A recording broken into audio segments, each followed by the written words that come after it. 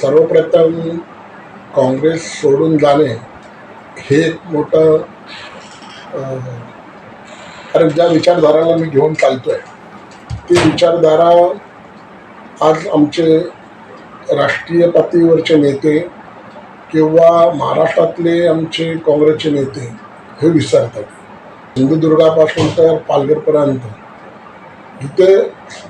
एक नंबरचा पक्ष होता तो काँग्रेस होता. पण काही प्रदेशचे महत्त्वाकांक्षी नेते व राष्ट्रीय नेते यांनी कोकण मित्रपक्षांना उदाहरणार्थ झालं तर उबाटा गटाला, शरद पवार गटाला त्यांना ओढणीमध्ये दिलेलं आहे की काँग्रेस तिथं न वाढवता ज्या पक्षांची दोन शकलं झाली म्हणजे राष्ट्रवादी शरद पवार गटाचे आणि उदय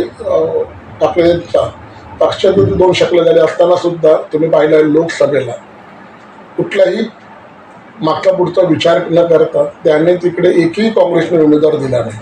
आणि सर्व लोकसभेला उमेदवार दिले गेले ते राष्ट्रवादीचे आणि उबाटा गटाचे दिले.